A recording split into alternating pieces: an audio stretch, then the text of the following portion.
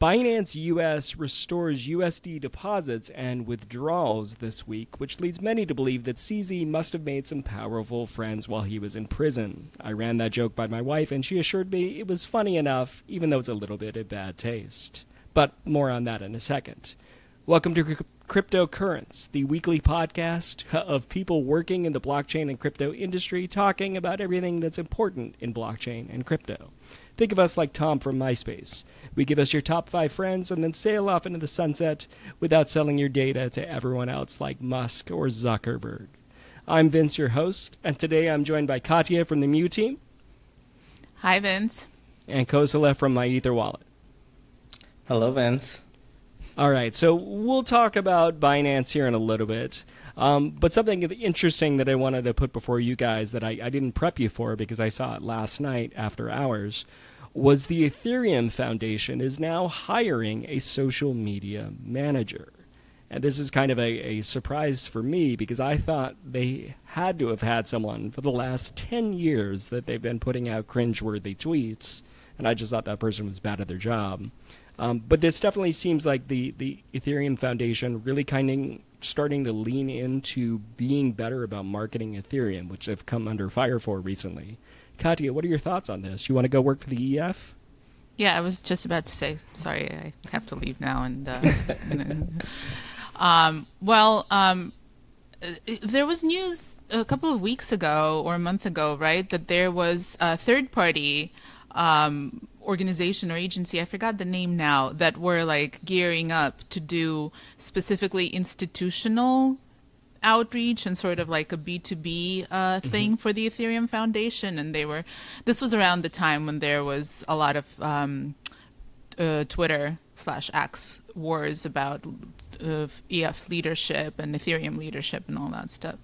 And they were saying that, the EF has a lot on its plate. It shouldn't have to do everything by itself. And so this organization was, I don't know where that went. But so maybe this now is in a way in response to that they thought maybe we don't have to do everything. But I feel like the Ethereum Foundation does like to have kind of a hand in the direction that any of the Ethereum marketing or PR or presentation to the community takes. So I think maybe it's a beginning of something. I hope that it's a beginning of something bigger, that maybe they will have a whole group dedicated to marketing. So I think that's exciting. I'm not sure. I'm not ready to go work for them yet, but but I'm going to think about it. What about you, Kozali? You ready to hang up your CEO title and go be a social media manager for the EF? I'll be really bad at it, and then that's when the Ethereum's going to go down. So let's not do that. But to add to what Katya said, I think it's actually like right. It's definitely in the right direction because like of course blockchain. We talk about decentralization, all that. Like everything needs to be decentralized. But the issue is there still needs to be some kind of a leadership, some kind of place that people can look at and then depend on. Because if not, look at Bitcoin, right? It's so many different folks, and because then so many different like organizations, they're doing whatever they want, and then it's not really like moving in a specific direction or moving towards like the advancement of the technology. But like I think. In a way, Ethereum Foundation is fulfilling those needs. And of course, like there are like, insider problems like the structure of the foundation, who's going to take the leadership and things like that. But whatever happened at the end, I think right now it's moving towards a better direction. And like probably that's why they're hiring like social media people to like navigate that.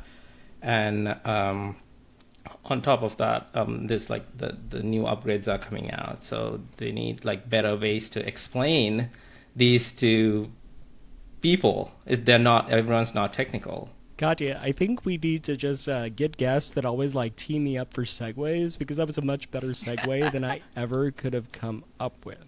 So one thing that's great about Kosala is he is a super tech heavy guy and also fun to talk to, which is rare. And so, Kosala, in the news right now, we've got the Pectra update coming to Ethereum. And I prepped you and I said, can you explain it to me like I'm 5? Because you always do a great job of doing that. So can you lay some knowledge on us, please? Yeah, I will do my best. But yeah, so the Don't mess it Pectra up. upgrade is... Huh? Don't mess it up. Oh, Don't mess it up. Mess it up. Yeah, let me do my best to explain this to someone who's 5 years old. Which accurately describes Vince. Vince.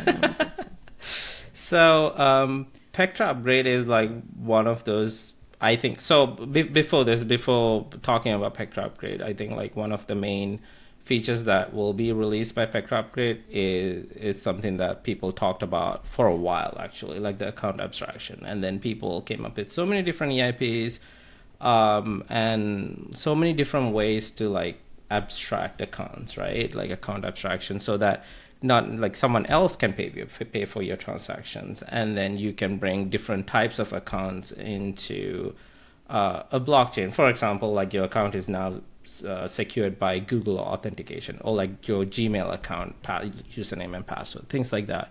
But I've never been a fan of any of those account abstraction EIPs, except for the new one, which is 7702, I believe, EIP 7702. It'll be part of the Pectra upgrade that's coming out, hopefully towards end of March or early April.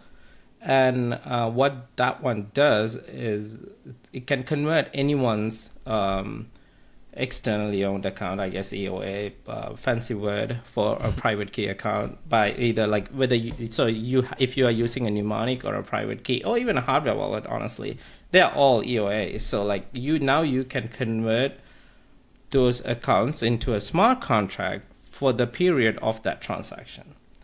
So for those who are familiar with maybe like swapping in Ethereum, like you have to send two different transactions. Let's say you are in my Ether wallet, and then you're trying to swap from USDT to let's say USDC, right? Mm-hmm. Like one of the transaction is to approve the swapping contract, or whoever the swapping provider that you are using is to withdraw the front USDT from your account, and then use that USDT to sell for USDC. But that'll be the second transaction. So you have to send two transactions in order to accomplish one task.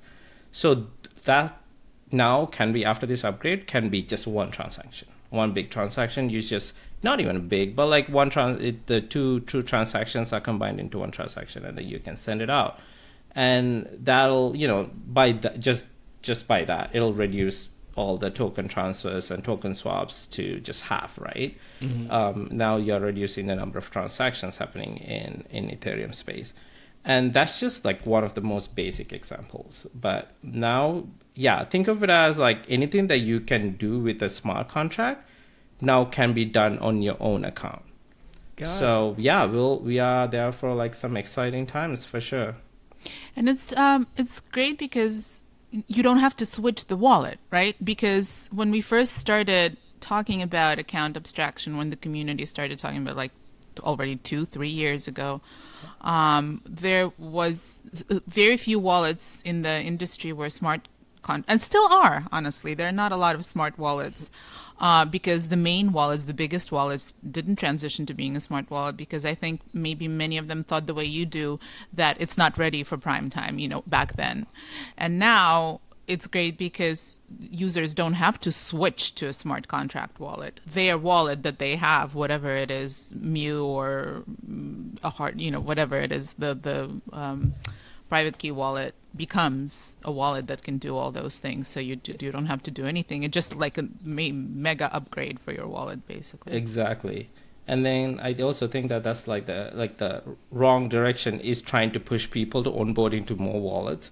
Like it's impossible, right? Like we in the space know how like hard it is to onboard one user into one wallet, and then now imagine onboarding that same user and explaining them, hey, by the way, there's a smart contract wallet. You can log in with like these different features and all these different things. That's only going to complicate the process. And even just the fact, like we know, right? Like I know from facing users, just the fact that now you get a new phrase, a new key, just like that raises the chances that you're going to lose something or get confused which phrase goes with which wallet and whatever, like 1,000% as soon as you put that into the 100% mix. agree, yeah. And it's funny to me that, as someone that looks at the marketing and branding of it all, that we continue to use the word abstract away from the user, these difficult things, but we tell the user we're abstracting this away from you. And I think that's like so confusing in and of itself. It's like, I know abstract art, but what do you mean you're abstracting away the account? Like, I think we need to explain that better. We're making it simple. We're, reducing this to one. Just to kind of make it easier to onboard people, just because there's a lot of weird words in crypto, and a lot of them are scary, and I still find them scary. Hey, maybe the new social media person for Ethereum Foundation can fix that. Yeah. Vince, here I come. You're not allowed to leave. Thanks. Great. I'm allowed to leave, but Vince isn't. I see how it is. You're the most important person. You're definitely not allowed to leave. Absolutely. It's too late. You're the cute girl of crypto. So, one more bit on the Ethereum Foundation, and then we can give up kind of talking about them ad nauseum. But so in the recent news, the Ethereum Foundation has put a whole bunch of funds into DeFi. I believe it was $100 million into DeFi such as Aave, to kind of dog food their own ecosystem. And this is news because they hadn't really done that before, which kind of shocked me. Katya, talk to me a little bit about this. What does this mean? Yeah, so it's interesting from several perspectives because, as you say, they haven't done that before. There was news a little while back that I think they also began staking some ETH, which they hadn't done before either. So it's fairly recent, although staking has been around for years. Obviously they made public what protocols they chose, Aave being one of them, which is also because that's kind of an endorsement, right, of the protocol, which the Ethereum Foundation people, they kind of bring together the developers who are working on Ethereum. And so you would think that that's probably if they think it's safe, then for sure it must be. So yeah, I don't know if kind of avoiding endorsement was part of the reason why they haven't done it before. I'm not privy to their reasoning about it, but we are definitely in a new place now in terms of Ethereum Foundation. I mean, I don't know if the wallets they're using are public, because then you can follow and be like a follower investor, to see what the Ethereum Foundation is doing. And then you're getting into the territory of insider trading, because they are more aware than anyone supposedly of what's going on with protocols in the system. So it's a very, it's news. It's interesting to see how that will develop I think. Kosala? Yeah, I think it's also a way of trusting what they're building, right? Like the fact that Ethereum Foundation is now actually staking, which brings credibility to Ethereum as a whole, because that's what they build, and then now they're trusting the whole system with their own funds. And Aave, for example, they've been in space for a really long time, and they're the people who basically started, or one of those people who basically started yield farming and getting yield for your tokens. And I think Ethereum Foundation is, in a way, because at the end of the day, Ethereum Foundation only controls Ethereum. And then we know there are ton of ETH-based chains, right? L2s and you name it, everything is EVM compatible chain. And so the competition is in a way growing against Ethereum too. So they have to make sure the funds in the Ethereum Foundation is not leaving the chain either, because if that's happening, then obviously value for the chain itself is going down. So yeah, I think these are the ways that they're definitely funding companies that will keep the funds in the chain itself, inside Ethereum chain. And one way to do it is lock the funds in, and then you'll earn a yield on it. So you can't take the funds out. So I think that might be their thought process. I could be totally wrong, but in a way, that's definitely helping the Ethereum ecosystem as a whole. I think it's also just kind of great to see the Ethereum Foundation engaging in the tech that's being built upon them. And I'm kind of surprised it took them so long, at least in my knowledge. I've only been, in Ethereum for 5 years, really. I would have sworn they had done this sooner. But I guess now is better than never. And I think you're right. I think they're going for the Hotel California. Like, you can check out, but you can never leave. Like, let's lock them down. Well, I think they have always been big on neutrality and talked a lot of boring talks at conferences about how important it is to be neutral and to maintain the culture, which is good, which is important in its own way. So so they will have to want as they're choosing things to staking is neutral. You can do it without any, if you are skilled enough, you can do it without any third-party protocol. You can do it directly. So that's neutral. But DeFi protocols are less so. They are going to give up some of that neutrality a little bit as they do more DeFi investment. But I agree with Kosala. Like, I think Spark and Compound were the other two DeFi protocols. But Aave is definitely a no-brainer choice in terms of like how long. As I've been in Ethereum since 2017, and they've been around as long as I remember. Yeah. So it's definitely kind of I think a make sense kind of choice. I think Compound has been there for a really long time as well. At least they're picking well. So let's shift gears here and talk about Solana, right? Because Solana's been in the news recently for crashing. And that's just fascinating to me. Kosala, talk to me from like a tech standpoint.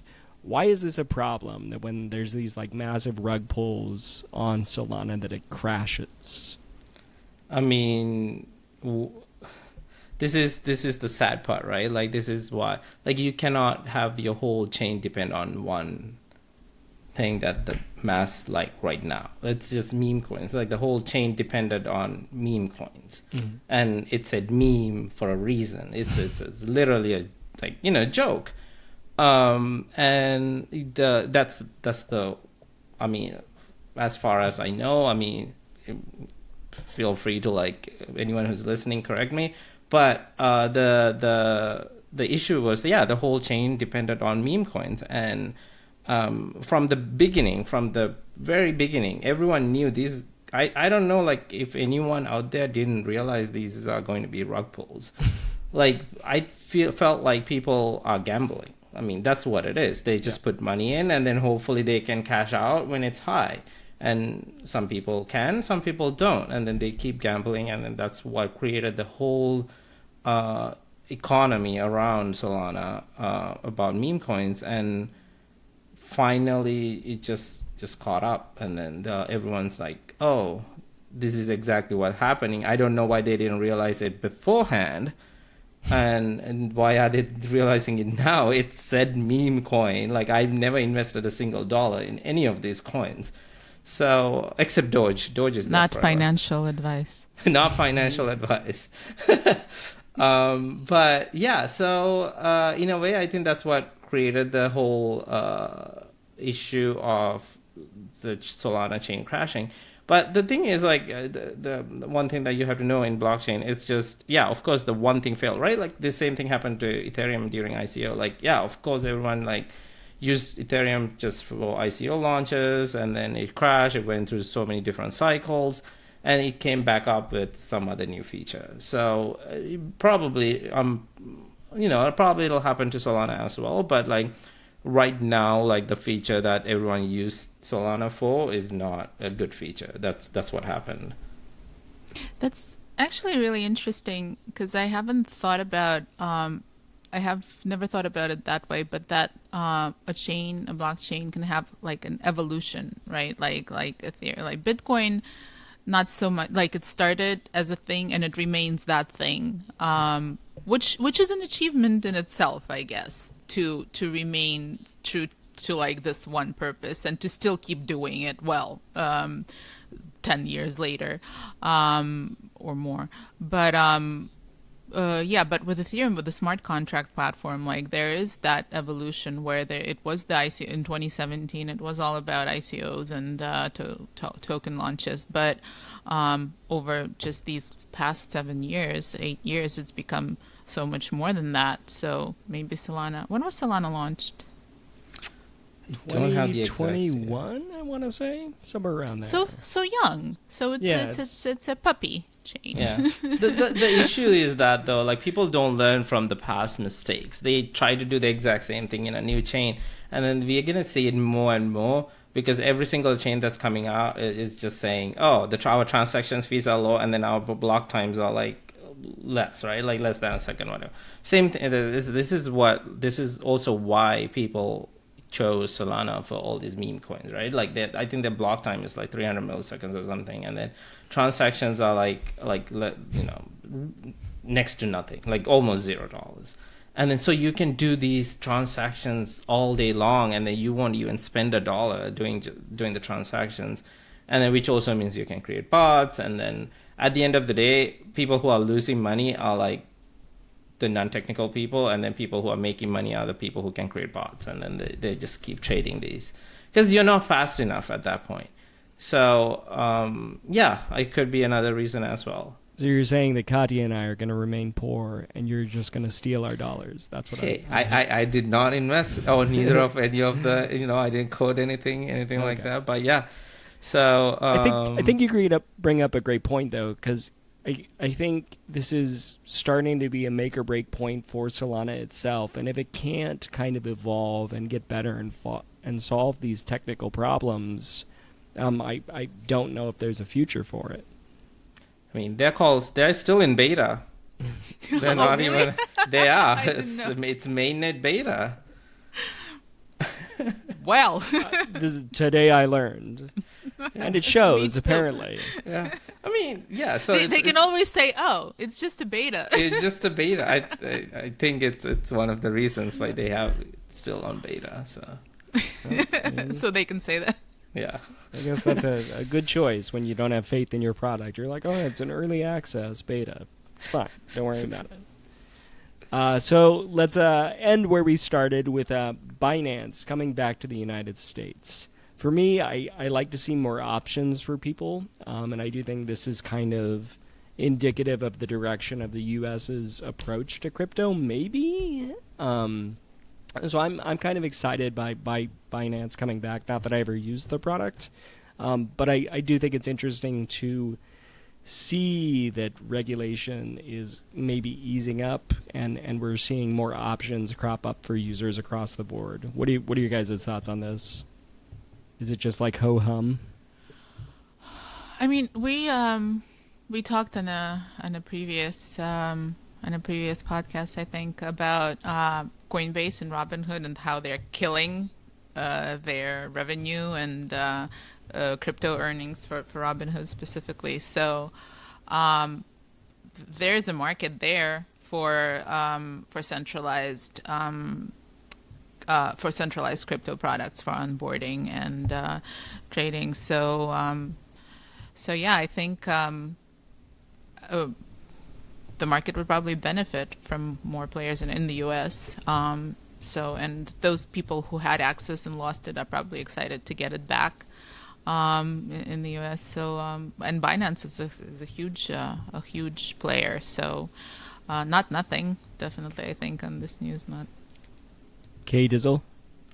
Yeah, I don't have much to say about that, but yeah, I think Binance US itself is a big company, not thinking about like the parent company Binance.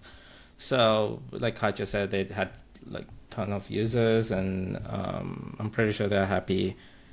But yeah, I don't know. But the US already had like all the other exchanges as well. So that's true. We had to wait and see. Yeah, it's definitely a wait and see thing, and it's interesting to me that, and we in some of our test episodes that are before our first public episode, Our archive. we talked about how TikTok being taken away from us as American users was the first time that I had ever experienced that in tech. And I guess, all of the American users that were using Binance, this was not their first rodeo when TikTok came along and got ripped away from them. But in that case, it was a combination of the walled garden of Apple and Android plus the American government. But I do think it, hopefully, across the board, indicates easing global tensions.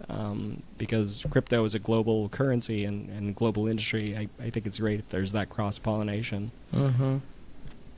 All right. Well, this brings us to the end of the show. I hope that you feel smarter for listening to this because, spoiler alert, you are. If you have any questions for us, you'll find our handles in the show notes or in the description, wherever you listen to this. I want to thank my amazing guest for joining us here today. You can find all of our projects as well in the show notes as well. Please give us a 5-star review and follow us wherever you listen. And we'll see you in the next episode. Thanks, guys. Bye. Bye.